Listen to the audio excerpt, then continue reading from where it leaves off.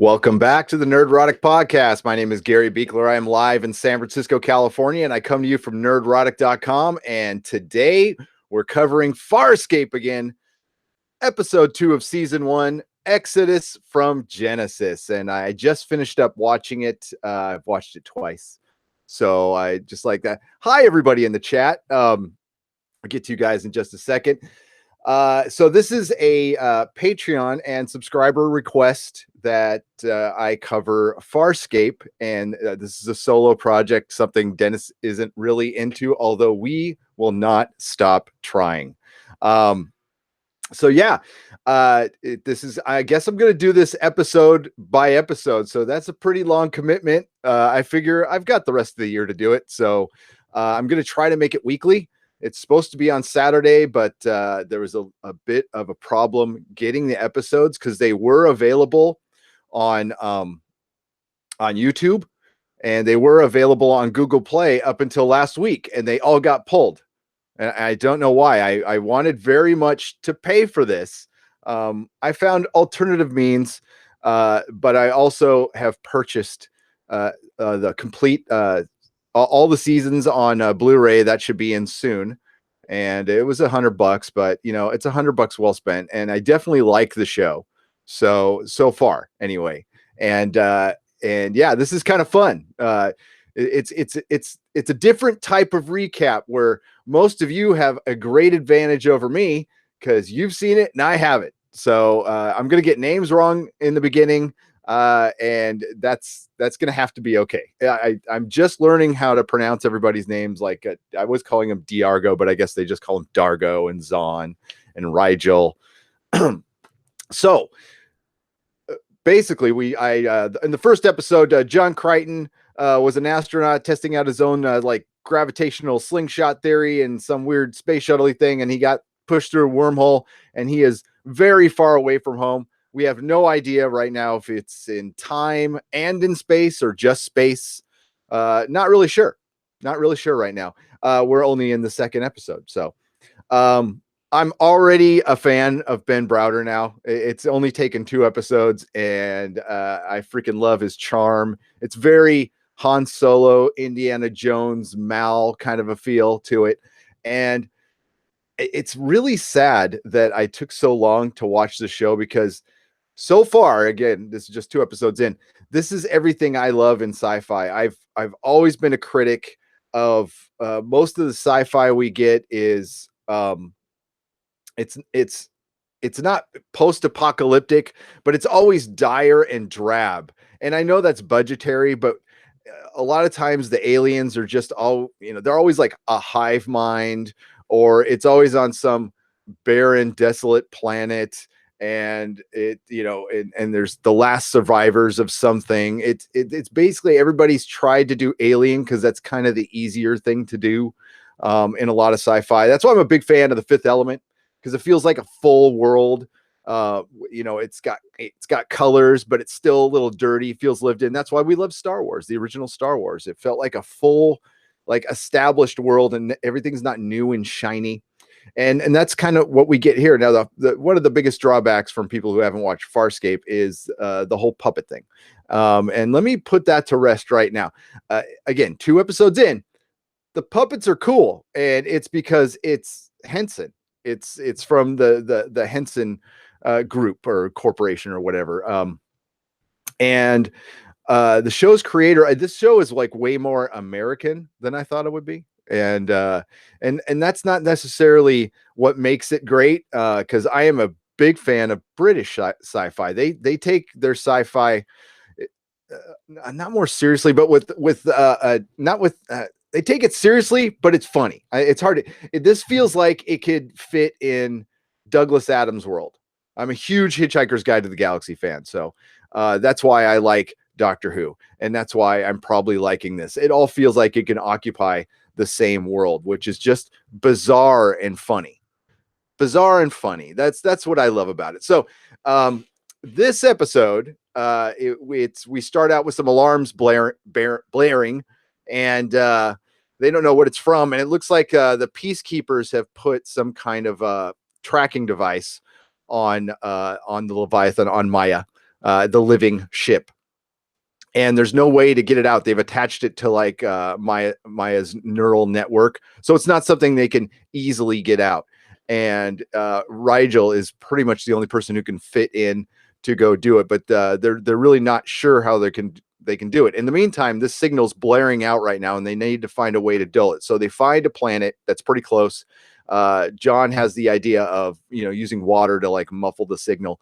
So they find basically a bog planet, and they crash land into a bog. Now, I guess Maya or Leviathans don't land very much, so it's not a new thing. The pilot mentions that sometimes when they're young, they play with a planet's gravity, which I thought was a kind of cool. There's a lot of cool little things they do that I'll get to that make this a good show, and it's not really a plot show. Where Star Trek, not in a bad way, is formulaic in, we go to a planet, we solve a problem, and there's definitely problem solving here. But through this episode, we get a lot of good. We get immediate chemistry. That's evident from the get go. Like the chemistry between this cast is really good. They got lucky there because that is so important with the show. I know Captain Obvious here. But yeah, so they end up on this planet, and oh Mao, we got what Mao? Hey Mao. Wow, we got people in the chat. So let me say hello to people in the chat. Hello, so many. Wow, I am surprised. Viking Bitch is here, and Ray Fain, and Apple Crow, David Hill, Penn Farm Girl, Mark. How are you, Mark? And I know I'm missing somebody else here. I'm sorry if I am, but Dante S and Silver Spike and DJ Bowman. Hi, how are you? Hi, how is everybody? How's your Sunday going? It's 3:00 here. It's beautiful outside, but I'd rather be podcasting with y'all. So yeah, so they get trapped on this planet, and it looks like at first they see some approaching vehicles, and on the planet is Aaron, Dargo, and John, and they're looking for chlorium, which is like a numbing agent. So when the ship has to get out of the bog, or while they're cutting out the tracking device, because it's actually attached to the flesh of the ship, it's going to hurt the ship a lot. So Zahn has offered to, I guess she has the power to share the pain, so alleviate some of the pain. And this is an entire ship, so that's pretty nasty. So she's going to take away some of the pain, but they also need to find some sort of a numbing agent. And apparently it's an element that is pretty easily found, and this planet has plenty of it, but they need to go out and get it. So they're on a little mission to go out to get this element, while Rigel is back in the ship trying to cut out this little probe thing that the Peacekeeper Force put in there. Aaron is still dealing with betraying everything she's about and becoming a member of this crew, which she's they really sped this up where she already feels like a member of the crew, although she's still in the whole like, I hate what I'm doing, and I have no place to go now, and she even mentions this to John, and John's like, welcome to the club. I don't have a planet either. So they had this planet, and we see some vehicles approaching, and automatically I'm thinking, what the hell they landed on planet Redneck? And they kind of have a little bit, and they just hide. You hear some like dogs barking, and you see some all-terrain vehicles, and so they hide and wait till the next day. And John finds this encampment, like a barn, and he goes in there to try to figure out what's going on. And he's noticing it looks a lot like Earth. He even mentions to Aaron that it looks like Louisiana or Dagobah, we get a Yoda mention, and he trains warriors. Well, at least he used to. Yeah, we won't get into Star Wars. Sorry. Let's talk about good sci-fi. Or presently good sci-fi. And and yeah, at first I wrote like, what are these going to be, like redneck orcs or something? But no. So he gets into the barn, and he sees this kid comes into the barn and sees John in there, and we get like a tiny little ET moment here. The only thing a little off-putting about the kid is you can tell it's a woman playing a kid, and they're dubbing a kid's voice over. which I don't know if like maybe the kid actor laws in Australia, is that where they film this, are a little difficult. And man, I know I've been on a couple sets, and the laws surrounding kids, Silver Spike will know, it makes things that makes things very expensive on a show. I know that.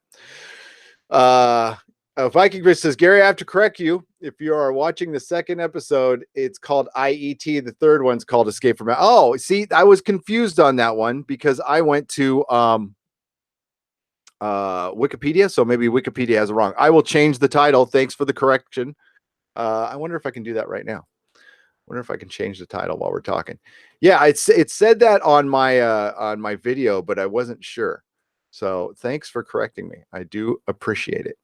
We're gonna do this live on the air. I don't want to hear myself. I'm wondering if I can do this while I'm live. I wonder if they let me do this. And it's just IET. IET.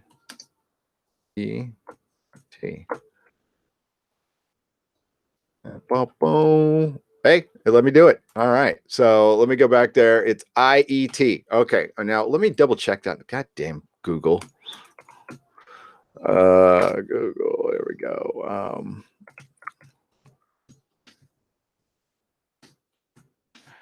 So sorry for the silence to you in audio land. Maybe I just misread it. Now there it goes right there. I'm going to show you guys. And let's go here. Yeah, so they totally got it wrong. So if you look right there, it says season 1, episode 2, Exodus from Genesis. But on my, you're right, Viking bitch, on the digital content I got said IET. So why are you doing that to me, Google? Jesus. Okay. Well, it's fixed. Never mind. No big deal. All right. So, yes, IET. Perfect. There we go. So this is IET. We are doing the second episode. My bad, Zev. Yeah, we'll do Exodus of Genesis next Saturday. Again, I'm a new guy doing this. So I don't know. I'm relying on Google, which it's mostly good. It's mostly good.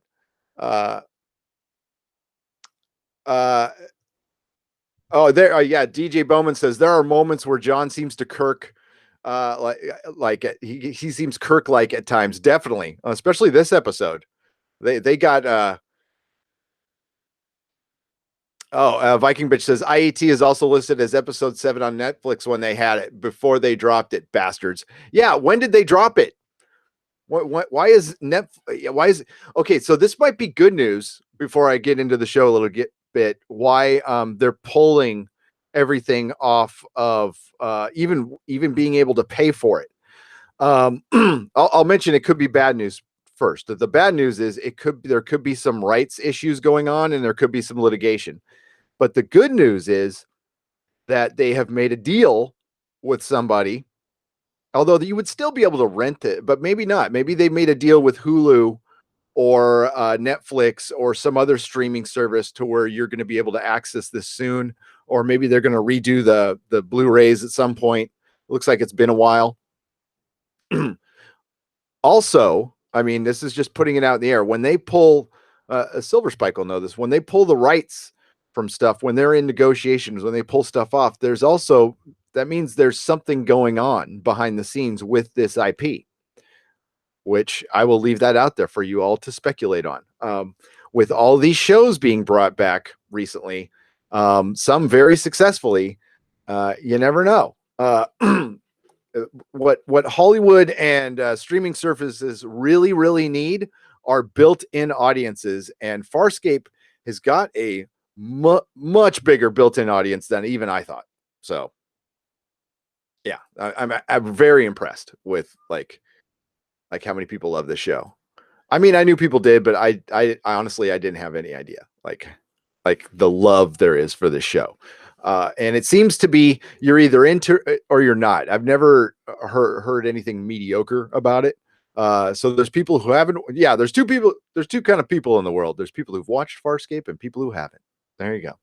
All right. So Fostra is the kid, finds John in the barn, and they leads him into the house. I'm going to say he runs away, and John follows him in the house, and then he stuns him, which was pretty freaking hilarious. So he's laying on the ground and he's completely numbed. He's like, "Am I ever going to move my body again?" And in the meantime, the alarm has been making John's eye twitch the whole time. So the whole time he's like got this twitchy little eye.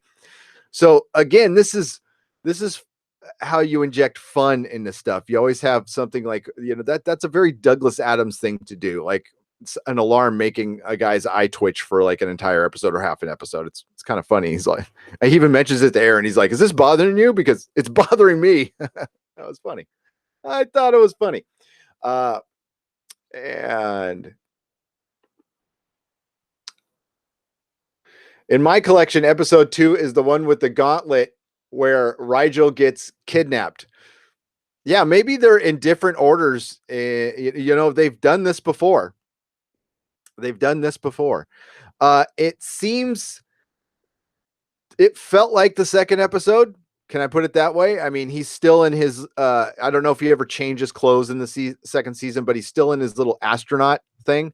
So, hey, if it ends up being out of order, I have no idea. I will fix it later. I will get a definitive order. But I am gonna probably, because I am in America, I'm gonna go with the whatever it was shown in American order. So I can't rely on Google. So I'm sure there's a Farscape Wikipedia out there that's run by Farscape people that I will go to, and Viking bitches out there, and you and all you wonderful fans. So if this is totally out of order, I apologize, and we'll fix it later, because this is the one we're doing right now. And that's the good thing about old early aughts, late 90s TV, where it's episodic, so we can do it out of order. And hey, one of the most famous out of order things was Serenity, which killed the damn show. Thanks, Fox. Funny story about that is one of the ladies who was involved in the nixing of Serenity, her son worked for me at the comic store, and she's actually incredibly nice and had a very good argument why Serenity had to be canceled. Which it's about the shekels, ladies and gentlemen, and it was not bringing in the peeps. Thanks, Viking bitch. Thank you. I've embarrassed myself enough on this show where it's like I'm just kind of roll with it.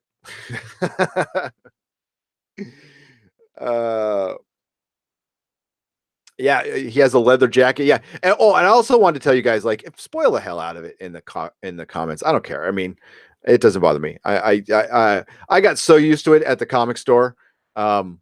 People just rolling in and going, "God, blah blah blah," and I'm like, damn, there it goes. Whatever. All right, It started out with Batman Hush. I got that got spoiled with me like right away. That's right when I opened the store. So he gets John gets stunned, and then Mom comes in, and it turns out this is really kind of cute. Mom's an alien hunter, and John is the first alien she's seen. Now, they're very humanoid. I think her name is Liana and Fostra. It's very Star Trek. At least they didn't do like just throw some nose makeup on them, like a little ridge on the nose. They have like these like spread out jaws, and their ears are longer. It was pretty well done. But even Leanna was marveling at like, wow, how much we look alike. Yeah, it is pretty weird. John says. So John's trying to calm her down, and she's more fascinated than scared at first. She's got the stun gun out, but she's, are you an alien? And yep, I am. I'm from space. And he has to think on the fly. So he tells her that, well, we chose you to talk to, and she's like enamored with that. So she ties him up, but she's still just more curious, and hitting him up, like, why are you here? And at first John's lying to her. He's told her again, we chose you, and you're the reason we came down here. In the meantime, we have Rigel is the only one who can cut out the the tracking device, and he's very reluctant. And it turns out, he sounds like a complete asshole at first, and I still think he is. They did bring up the fact, Zahn brings it up to the pilot, that how did this tracking device get on, since we're dealing with a living spaceship, so it can feel things. How did it manage to get? How did the Peacekeeping Force manage to get a tracking device on? And he said that before they put that collar on, that was in the first episode, they knocked everybody in the ship out, and the pilot's feeling bad because he missed it. So Zahn's like, don't feel bad. But in the meantime, how did that? I don't know if that mystery comes up later, but I'm always suspicious of Rigel. He just looks suspicious. I could be wrong on that one, but I'm suspicious. But my suspicion is gone when Rigel's acting like a dick. He doesn't want to do this. But it turns out he feels really bad for the ship. Like, he likes the ship, and he's never held a tool before. He's always had people do things for him. Even when he was in prison, people did things for him. So he's already starting to learn his lessons of, living in his ivory tower and having servants and stuff, and becoming a member of this crew. So he's got to be the one to go in with the scalpel and go in there and cut it out. So he's got to go do it. And while he's doing that, Zahn is going to be literally holding the ship, kind of drawing some of the pain out while this happens. And this goes out throughout the whole episode. They shoot back to this the entire episode. So I'm just going to explain it right there, and we'll get to the other stuff. It's more of a side story. But what we also have, John had split up from Dargo and Aaron, and Dargo and Aaron are just sitting up in a tree, just chilling out, and trading insults. Basically, Aaron says, like, oh, is this the Luxon strategy to hang out in a tree? I guess that really worked the last time with oh my God, I'm going to miss the Chrysalorians or something like that. Kissalorians. I can't remember their name. And they talk about some battle where the Luxons had ran in retreat. And Dargo says, well, they were killing our women and children. And she mentions, so you went back and killed all their women and children. Yeah, good job. Is all we had to. And she's like, well, I'm sure they had to too.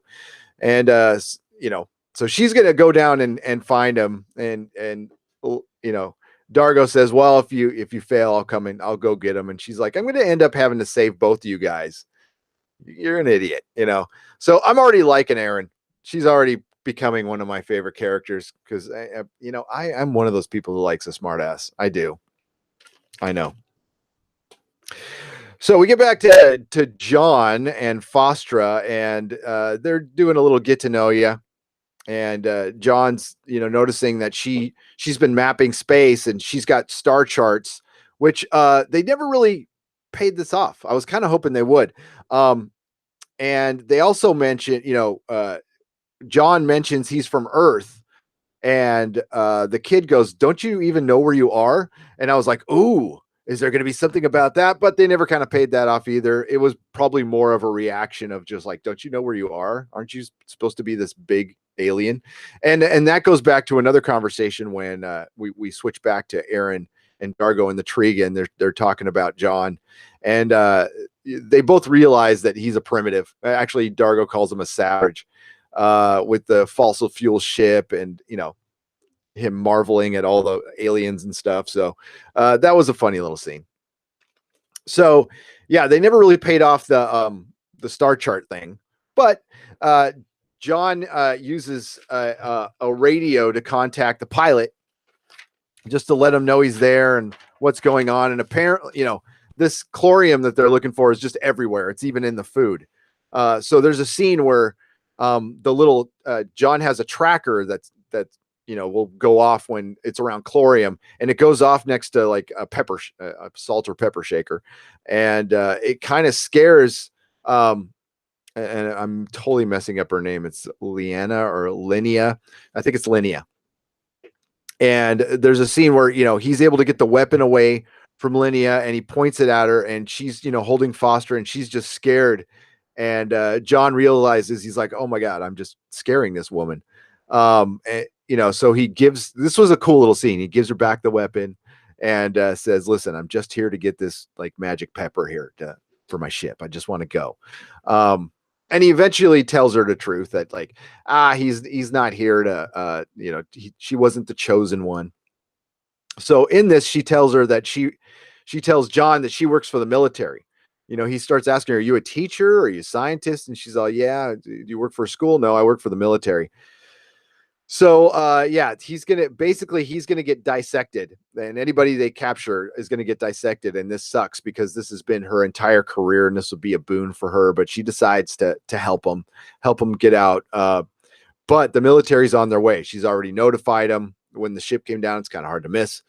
So right before he's gonna bail out, Dargo gets caught, going to get John, and Aaron makes it back to the ship to help Zahn with the problems they're having, and they're having a lot of hard time cutting this probe out. So and again, this goes out throughout the whole episode, and it doesn't resolve until like the very end.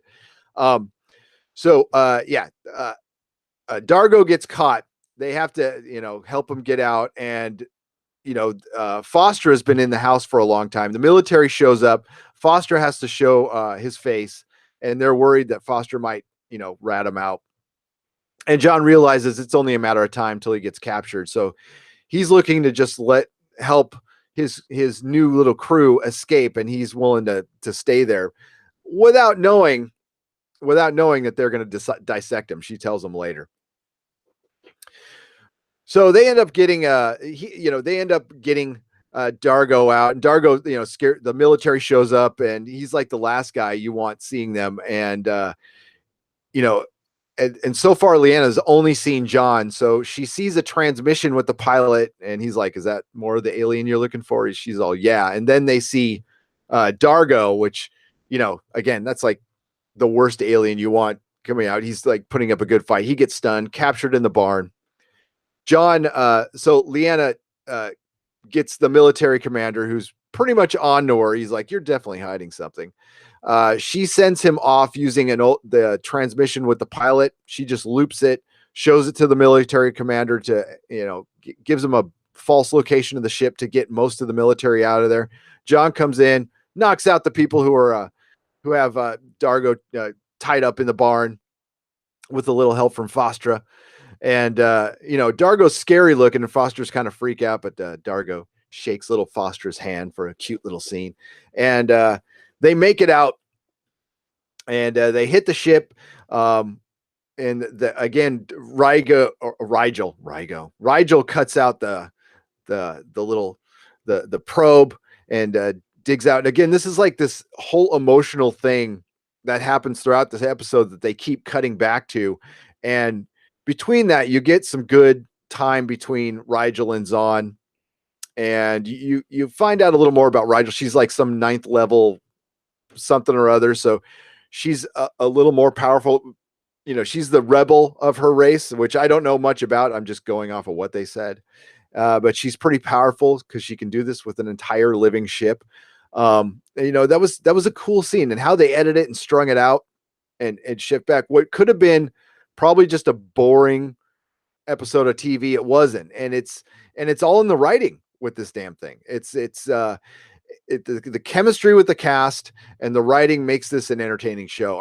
I don't even, it's important, but I don't really care about the other sci-fi stuff. And that's what I think is the charm of the show. You guys will know more than me, is we will forgive things we like. I mean, if you genuinely meet somebody you like, and once you get to know them, their heart, they're a good person. And the same thing with the TV show. You want to trust a TV show. You want to know that in its heart, it's trying. It's doing its very best. And that's what Farscape is. It doesn't execute with the greatest special effects in the world, but again, they're forgivable because it's such a charming show. It's a charming show. It's filled with charm, and I love that. And it's funny, and it's properly funny without being too tongue in cheek with the plot elements. And yeah, it's very Buffy. It's very Buffy in that sense, and that is the highest compliment for me. So everybody gets out okay. The ship takes off. Moya's okay, but it was pretty hard on her. Yeah, poor Moya. I saw that in the chat.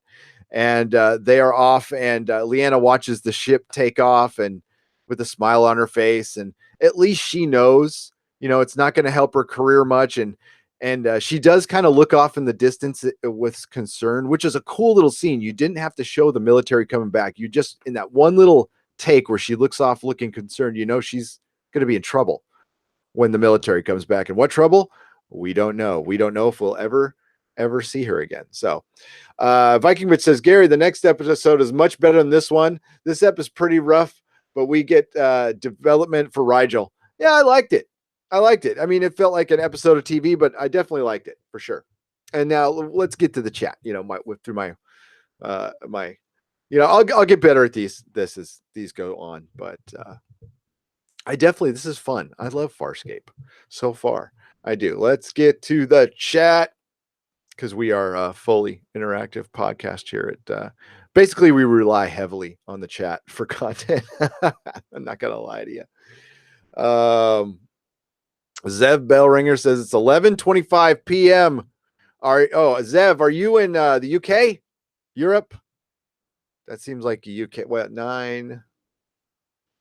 Yeah, it's like 9 hours difference over there. Sometimes 8 with our, I don't know. Do you guys do daylight savings time over there? Probably not, right?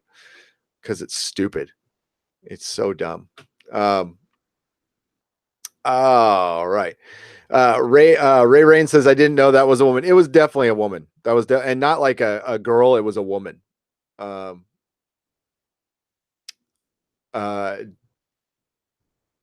Yes, we got through the IET stuff.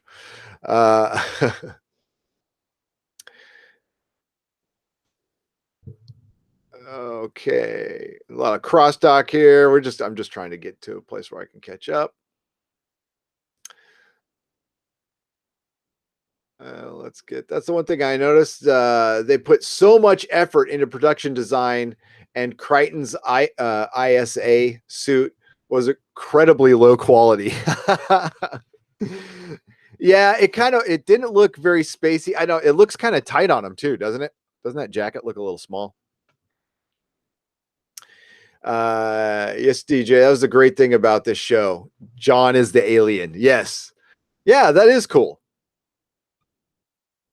Forehead of the week, says Ray Rain. Yes, the forehead of the week in Star Trek. That was it got so bad towards the end of Star Trek Voyager. It's just, I think they just reused the same nose ridge. The great unanswered question about this episode is that they never made alien contact. Why do if they have never made alien contact, why do they have the translator microbes? Yeah, maybe the translator microbes work. I don't know. I guess that wouldn't make sense if they worked both ways. Babelfish. We'll just say the Babelfish, the Babelfish.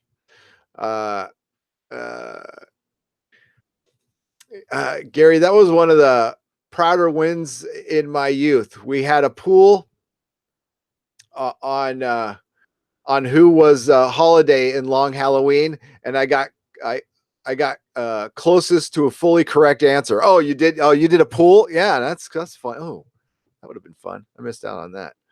Yeah, freaking spoilers were especially on the comic book forums when you're talking to other retailers, and some retailers were definitely favored by the comic company, so they would get comics early, and they would blab sometimes on the forums. Kind of sucked. Yes. So, there's a lot of shows that need to maybe rethink how they do things, and maybe go back and look at a show like this. This was a writing room show for sure, but it really focused on, let's get to know these characters first. Plot be damned, because if we win them over with the characters, we're going to be successful, which they were. Which was the approach in the 90s. It doesn't seem to be the approach now. The approach now with shows is, let's have a shocking moment, so everybody's talking about it on the internet, and that will get more eyes on our show. And there's no thought in characterization. Star Trek Discovery, this is what it suffers from the most. I know it's been like completely overanalyzed, but just the single one thing wrong with Star Trek Discovery is not its cast. Everybody in there can act. I've seen them all in other things, and they've been very good. The production is there, the effects are there. Even fan or not of the Dutch angles and the lens flares, it's a pretty looking show. The problem with it is they made it a superhero origin story, and not a good one, within a science fiction show. And the science fiction elements, which for Star Trek there is a very man, there's very high expectations with Star Trek, with the scientific elements, and you have a show like The Expanse out there that really does try. And I'm no scientist, but it seems real. And Star Trek didn't try that very much. So hopefully they improve on that, but they should, like all the writers of Star Trek, I'm sure they've seen Farscape. They have to be Farscape fans. If they're not, why are they writing Star Trek? Need to go back, watch this show, and learn something from it, in my humble opinion. In my very humble opinion. Because this show, that's the one glowing thing about it. Even what would be considered kind of a lackluster episode to some, not to me. But Ben Brewer says, "Guess I'm watching Farscape again." Yeah, I would recommend it for anybody who loves Hitchhiker and Doctor Who. Then this show is for you. It really is. I mean, it's in your wheelhouse. Right on, Edward. I remember hearing interviews from actors. They said they filmed in a big metal building, so when it rained, they had to redo all the dialogue in post. Says Viking Bitch. Alexander says, "No offense, fan, but is it possible to take drama seriously without puppets?"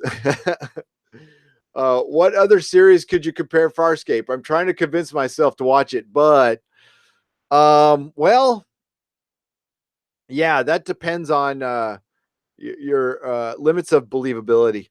And yeah, that's on the person. I can't judge. Puppets are, I like the Dark Crystal, so that's how I got it in my head that okay, I can do this show because I like the Dark Crystal. But everybody likes Empire, right? That had a puppet in it. That had a couple puppets in it. Jedi had a big puppet in it too.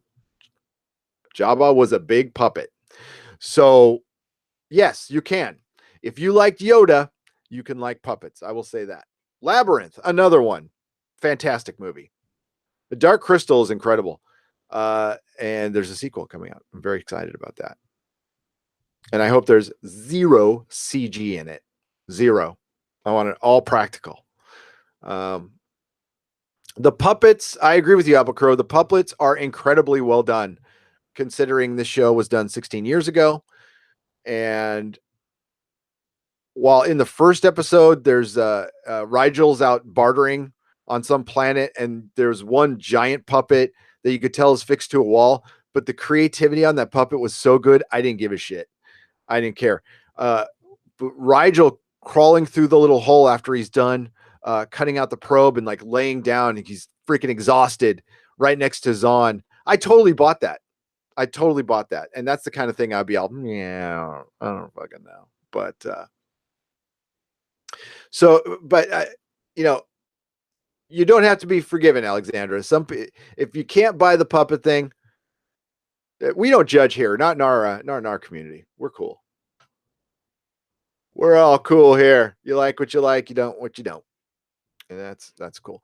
Speaking of not liking stuff, and I know we had a promise, and I'm going to keep my promise with you people. Okay, because a promise is a promise that I'm not going to openly bash Star Wars. I still will mildly criticize, but like the Star Wars bashing is done on this channel.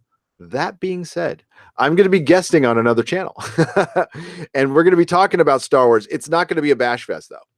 It's going to be more of dissecting what's going on right now with the split of the fan base. And it's looking awfully familiar Awfully familiar. It's looking like a little thing like called Ghostbusters and a lot of other stuff.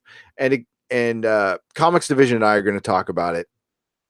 And it's going to be more of the studio's responsibility in this, and how this is just the dumbest strategy ever. And God, I even saw something today where the guy playing Shazam, why am I blanking on his name?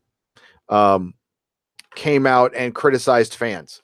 And fans are going to criticize stuff, people. They're going to don't engage. It is not a good business practice. We will turn on you. And I say we will turn on you. Just you're the star. You're getting paid a lot of money to play Shazam. Uh, be professional, and you don't have to respond to the stuff. It's really easy to just ignore it, come out with your movie, and if it's good, everybody will shut the hell up. Oh, well, okay, not everybody. Let's be real. There's always going to be people yakking, and that's life.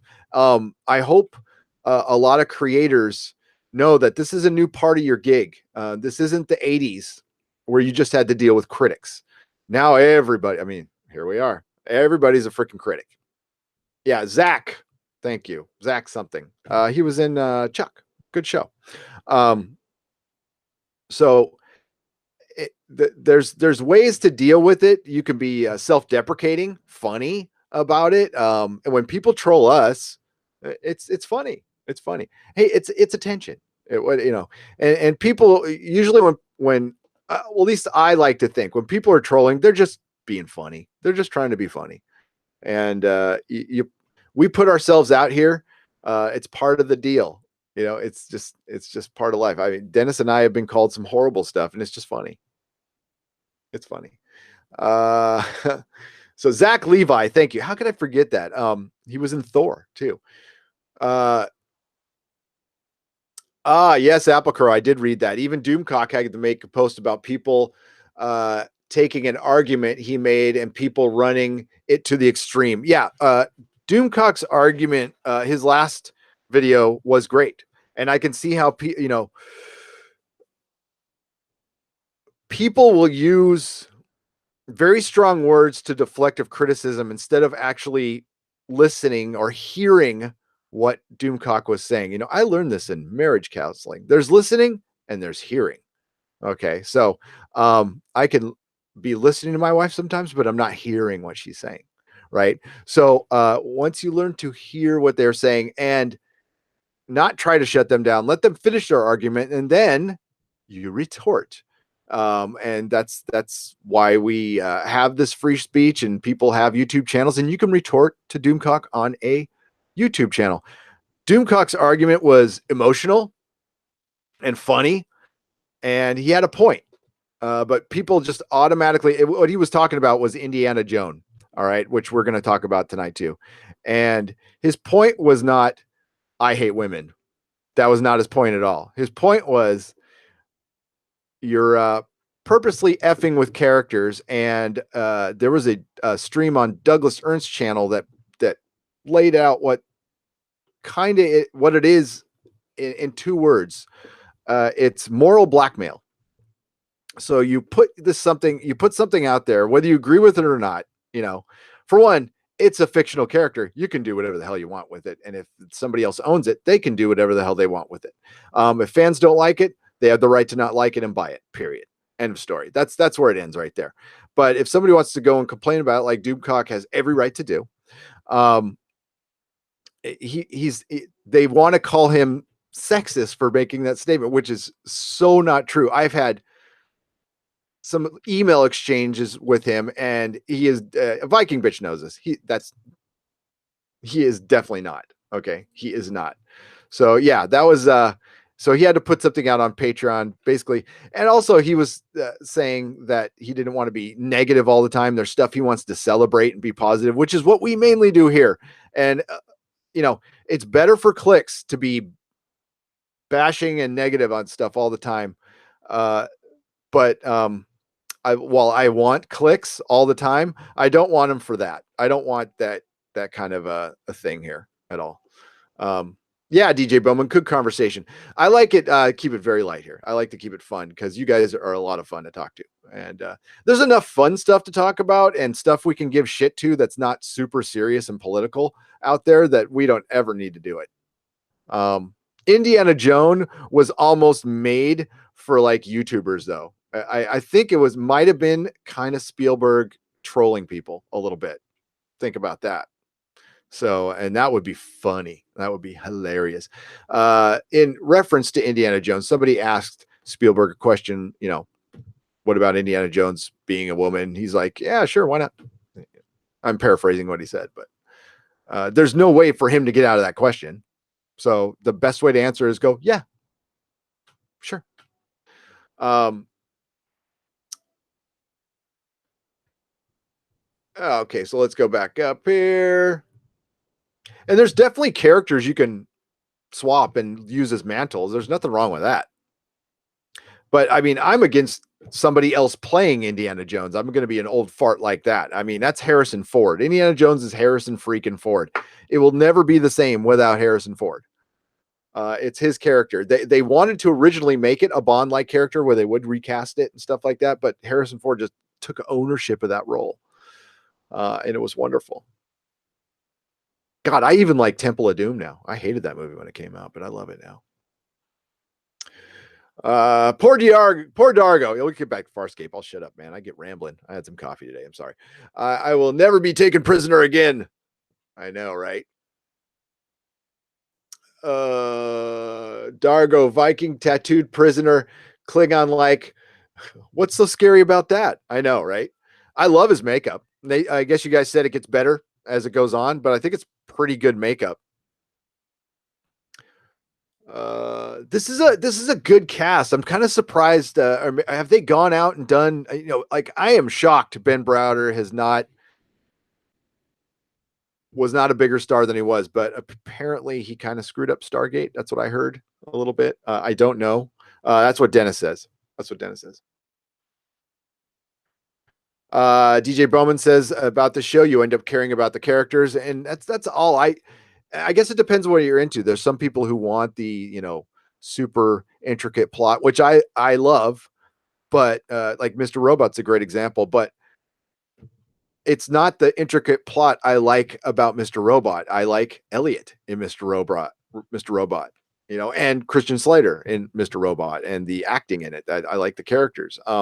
Ash versus Evil Dead. I like Bruce Campbell. I don't even like gross stuff. I don't like heads being chopped off and stuff like that, but I like Bruce Campbell so much. I'll watch that stuff. My first experience, okay, so I saw Evil Dead, but Evil Dead 2, but what made me, not a first experience, but what made me a Bruce Campbell fan was The Adventures of Briscoe County Jr. I freaking loved that show. Can't believe it got canceled. Farscape is the sci-fi equivalent of the little engine that could, right, Silver Spike? I own this. I just bought the comic store, and it was the topic of conversation for a year in the shop. Farscape, like, is it going to get a 5th season? What's going on? People were pissed. There was a big petition. They just couldn't get the money. That sucks. I'm glad they got to end it with the Peacekeeper Wars. Was that any good? Did you guys feel like it had a satisfying ending with that? Episode stands up great. Some early eps of DS9 are pacing issues by today's standards. Agreed, Zev. And I have to admit that part of the inspiration for this, besides Viking Bitch and Jody, was Razor Fist doing the depths of Deep Space Nine. Whether you like his politics or not, his take on that show is loving, and it's good, and it's funny. And I watch all, and Deep Space Nine is with many is the one that grows best with age. That is the Star Trek series that grew best. And who would have thunk? I when that came out, I thought that was I was like, oh, they're gonna be stationary. That sounds so boring. Yeah, little did I know. Little did I know. And I'm a huge Ronald D. Moore fan. Okay. that's what has me excited about this Star Wars series because he helped. He wrote a bunch of the scripts for that Star Wars series that has like 50 scripts in the can, and hopefully Disney uses them or brings him on to run the show. That would be a good Star Wars show. That could save Star Wars right there. Big Harry Potter fan here too, DJ Bowman. Yeah, I think that's within that realm. I did thank you, DJ. I wanted to bring that up. Um, the fan base that I think that kind of starts with people with my age, starts with Hitchhiker. Like Time Bandits is a great that movie that fits into the Hitchhiker, fits into that kind of taste. Monty Python, Harry Potter, it's all English, of course. Harry, Doctor Who. It's no coincidence that Doctor Who got really, really, really big in America in 2011, 2012. What ended uh, in 2011 and 2012? Harry Potter. The last movie came out in 2011. That fan base shifted. Not all of it, but a lot of them went to Doctor Who to fill the Harry Potter void. And I think some of the adults went off to Game of Thrones. The TV show started in 2011. So I think those fan bases moved. You can kind of graduate from Harry Potter to Game of Thrones if you want to look at it that way. A lot of people move to Doctor Who. Some people move to both. And I think this fits within that fan base a lot. So when did this show end? 2004. The Harry Potter movies were big in the beginning, and the books were a whole generational thing that was a phenomenon. But with us adults, it was about, I think it was for me, Prisoner of Azkaban, as far as movies are concerned, is still the best movie. And that's the movie that I saw that I went, wow, that was actually really good. That was really, really good. Alphonse Cuarón. Yeah, Time Bandits is something I'm going to have to VHS vault. That was one of my all-time favorite movies. Watch it today. It totally stands up. Cisa Mays is a Tom Baker fan. Who isn't? That's all I got to say. Who is it? Silver Spike likes The Prisoner. The Prisoner is an all-time great, great show. Oh my God, the aesthetics on that are just, the freaking 60s, man. They were swinging. Doomcock and I understand each other's point of view. It was done through PM, so if others think I'm a bitch, shrug. It's in the title, Viking bitch. I think you've set your boundaries well there. It's straight up in the title. Yeah, right on, Viking bitch. I started watching Doctor Who when I was about 8 in 1975. Geez, I'm old, says David Hill. I'm only a couple years younger than you, Mr. Hill. I started watching Doctor Who when it was on PBS in San Diego when I was, about 7 or 8. And I just took it in because, David, back then we actually had 6 channels to choose from. So when something was on, you watched it or you didn't,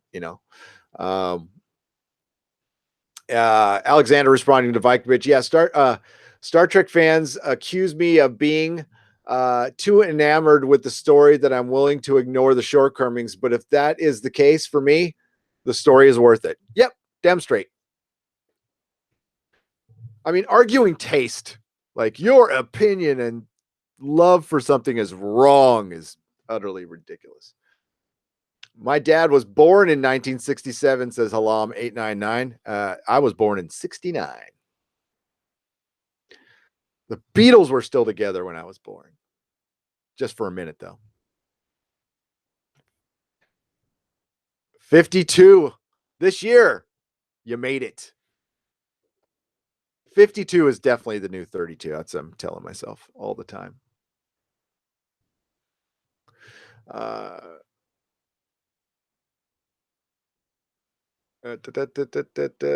Silver Spike was born in 57. My sister's age. Wow. You might actually remember the Beatles. How awesome is that? Oh, I traveled in time too. Edward Brewer says, I am the Eggman. Cuckoo, cuckoo, choo. The walrus was Paul, though. The walrus was Paul. DJ Bowman says, I might give Game of Thrones a try again. Crack those books open, my man. Or you know what? I'm assuming gender again. God damn it, DJ. I am sorry. My person. Um, crack those books open. I'm gonna finish out the show. Okay. Went back and rewatched season 7. My reviews are up there. You could see me digressing into really hating it by the end. It's probably why nobody watched.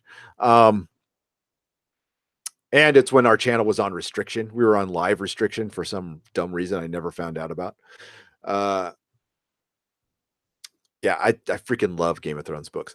So yeah, I'm starting to like want to read the Farscape comics now. Are they any good? I actually have a bunch of them downstairs that I've never cracked open, but now I'm thinking about doing so. Space 1999 is great. That is something that should completely be remade. Of course, they'll have to retitle it, but the concept of that show is really good, really good. And what a cast! What a cast! All right. Well, Silver Spike says we've got Fantastic Beasts now. I'm looking forward to the next one because Dumbledore, Jude Law's Dumbledore. That's really interesting. So I was kind of hoping. I'm glad J.K. Rowling's revisiting that world. I want to hear about the Marauders, man. I want that story. But maybe that's better untold. Some stories are just better untold. Prequels, Star Wars prequels, you know. So the next Farscape, I'm going to try to do this. I'm going to ask you guys because I care what you think. 2099, David Hill, right? Space 2099, do it. They will. They will. Tim Curry is awesome. Period. I love Tim Curry. That is the movie I've seen the most in my life. Is Rocky Horror Picture Show. The Rocky Horror Picture Show. Jude Law and Johnny Depp. Can't say I hate that. I know Johnny Depp had his stuff, but alcoholism's a bitch, and that's something I deal with every day. So my greatest sympathy goes out to him. So I'm going to put it out to you guys. What would you rather have? A Farscape recap Saturday night or Sunday during the day? It's your choice. Is what you guys can get back to me. I'll look in comments and stuff like that. It seems like it probably a little earlier for you guys. A lot of you guys are on the East Coast or in Europe and stuff, so there's a big time difference. Yeah, it's the good thing about being on the Pacific Coast is we get stuff a little earlier. You know, we don't, but we're also the last to know everything. So there you go. Interesting story of George changing design of Millennium Falcon because Space 1999 ship designs. I did not. I got to look into that. I did not know that. Did you all know that Battlestar Galactica, the TV show, got sued by Lucas and they had to pay him and he had to sign off on the special effects because Dykstra left Star Wars to do that show, and he said the ships looked too alike, and they kind of did. I think that was kind of a dick move, to be honest with you. But I mean, it was for being a ripoff of Star Wars. I still think the concept of Battlestar Galactica is one of the better sci-fi concepts, using Greek mythology, Egyptian mythology, using some ancient alien stuff, which was hot at the time. Yeah, I think Glenn. It sucks that it only got 4 seasons on Sci-Fi. I think Battlestar Galactica is ripe to, maybe way in the future be redone as like something that lasts 10 seasons because it is such a good concept. Really love the concept of BSG. Although the Sci-Fi show is one of my all-time favorites. So, yep, it's true. It's on the YouTube, says Zev. Well, it's got to be true. It's got to be true. Okay, so yeah, depending on what you guys think, I will be back next Saturday or Sunday, and we're going to go through Farscape episode by episode. Fuck it. Let's do it. Sounds great. I just can't do that to any other shows. Um, with our Venture Brothers review, we're going to do that season by season, and the first one's going to be coming up within 2 weeks. So if you're Venture Brother fans out there, and if you're not, check it out. One of the better animated series ever, and the humor in that is so layered. It's the closest thing to Monty Python any American will ever get. Silver Spike says Sunday, please. Okay, Sundays works for me. Usually the Mrs. works on Sunday. Go Team Venture, says Apple Crow. Damn right. That's why I was a little late. I had to finish up some chores before I was allowed to podcast.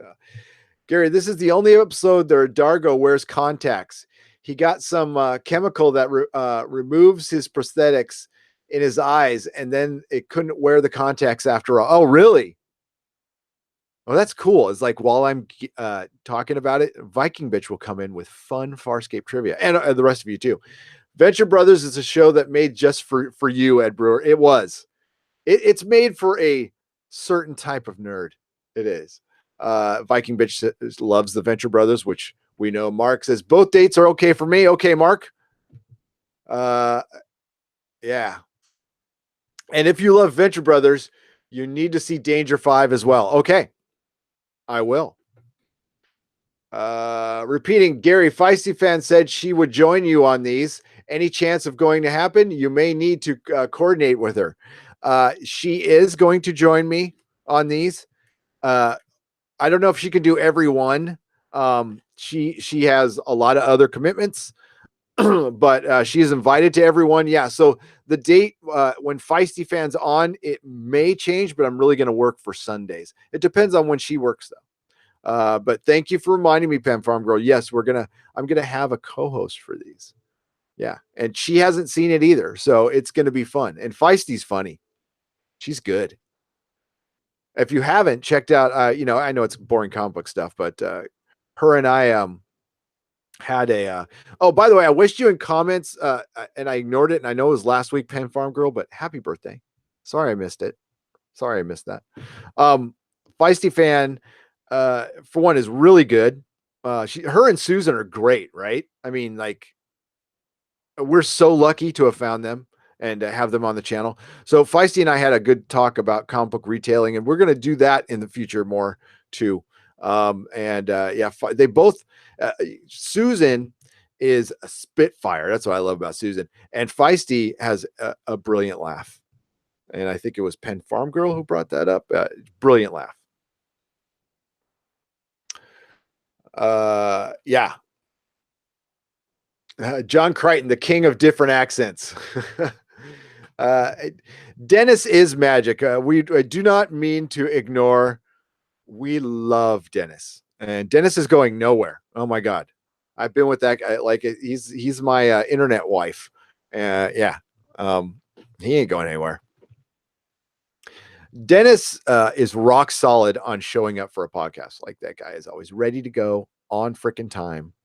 He's good like that. He is.